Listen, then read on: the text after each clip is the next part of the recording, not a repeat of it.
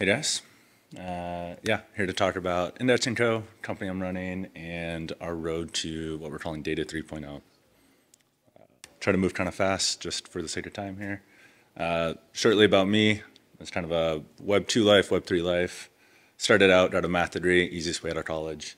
Moved into software, realized I could make money writing code. It was great, traveled, did the thing. Ended up in startups, a lot of time spent building SaaS products, SaaS companies. 2017, got into Web3. So I met my now co-founder building Imbrex. We were trying to do real estate on chain. Way too early to get a real estate agent to install MetaMask.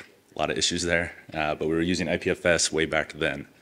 So I had a lot of fun, been in the community. Then went on to Coinbase, spent a year and a half kind of working on some of the internal tooling and data platform tools there. And coming out of that, now founded the indexing company. I'll dive into that in a sec.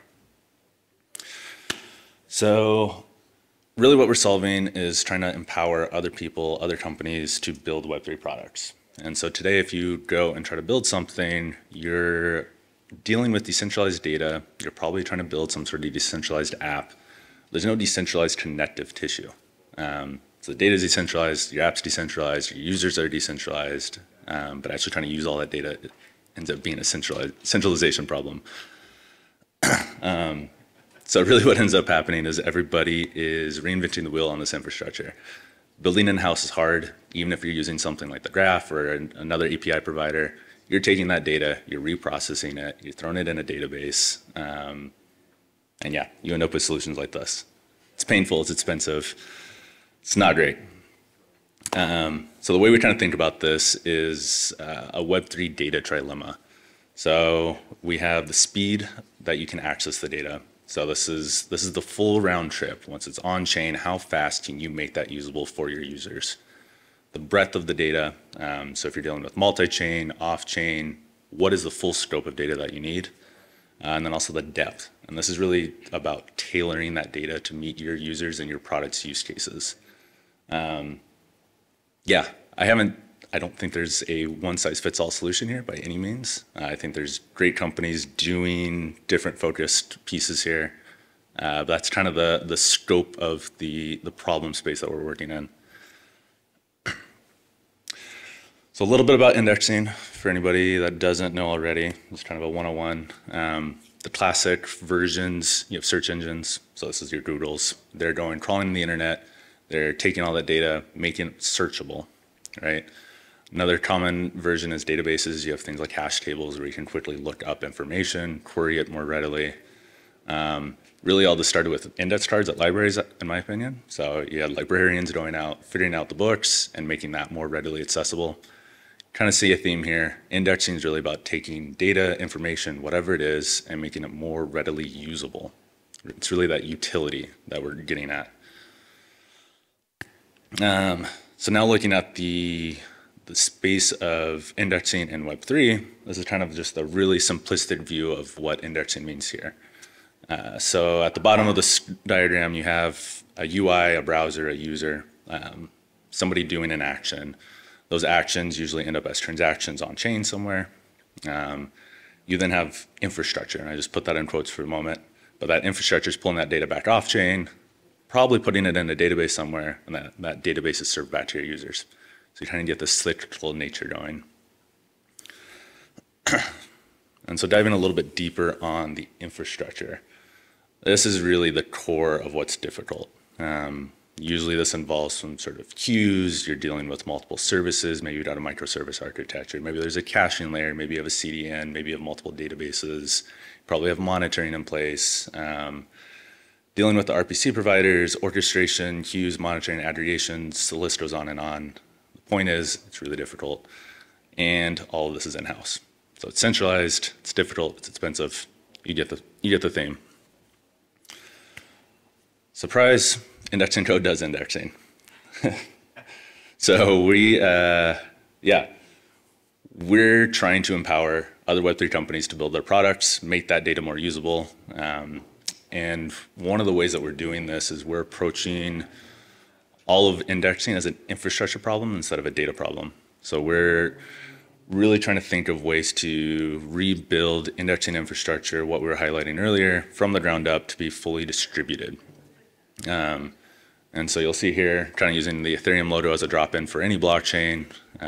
We're taking data from a blockchain, caching it into blob storage, queuing up distributed jobs, and then we have a whole pool of nodes that go and operate on those jobs. So we're able to run thousands of nodes at once. This lets us get really good performance, really good throughput. We can do things like index all of Ethereum in about an hour. Yeah, this is kind of where we're at. You'll see here, though, notably, there's still two major centralized pieces. The in-database is centralized, and the queue architecture is centralized. So we'll get into that in a sec. So hurdles we faced along the way, because we're trying to do distributed computing, that comes with its own flavors of issues.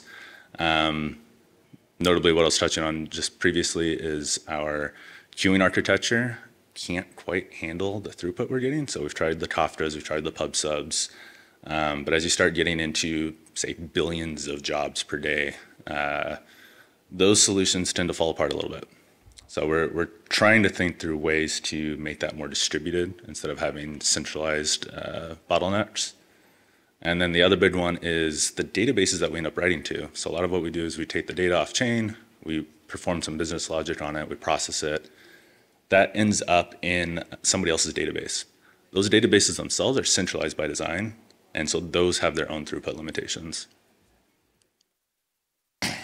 So what we're really trying to do is imagine what if. So what if we could have a fully decentralized data infrastructure? And this is what we mean by data 3.0.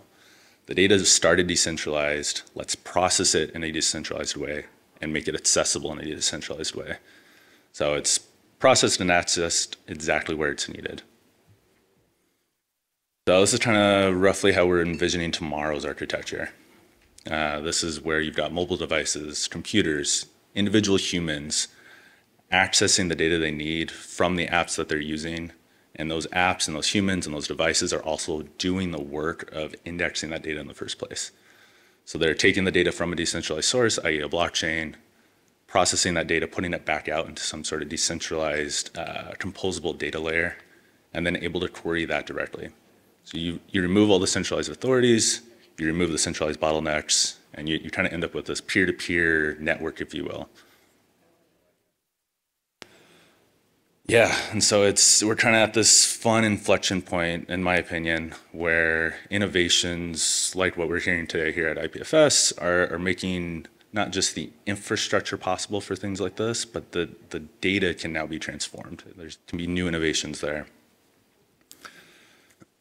So getting into IPFS and how this plays in. I mentioned earlier, back in the early days of Imbrex 2017, we were playing with IPFS, OrbitDB, doing some pseudo peer-to-peer queues, if you will. We were also doing distributed signing of documents. So if you wanted to buy a house, we let you sign the document. It was encrypted, went on IPFS. Lots of fun stuff there. We're trying to bring some of those concepts back into indexing code now. So we talked a little bit about how queuing architecture isn't holding up at scale. So we're starting to experiment with, well, what if we could do queues on IPFS itself and do those localized? So you might have a localized set of nodes that are really interested in Ethereum data. Another that's interested in NFTs on Base or Frentech or whatever it is. Those nodes don't have to be geographically centralized, but as long as they're interested in the same topics, it gives us a way to potentially scale this out horizontally using things like IPFS. And so that's what we're starting to explore. And really all this is possible because, as we all know now, IPFS, the content is data addressed, which means it's available anywhere, anytime, and without a centralized authority. Yeah, we're really trying to get to interplanetary data. I think it's always been IPFS is kind of the joke here. The simplified architecture here, taking our vision for tomorrow, you throw an IPFS node on top of it, and you'd get this way for everybody to interact in this broader network. And yeah, can't do this alone. I don't think we're going to come up with a holistic solution at the end. Anybody building anything, please reach out. Yeah, my information's here. Yeah, would love to chat. Yeah. Thank you.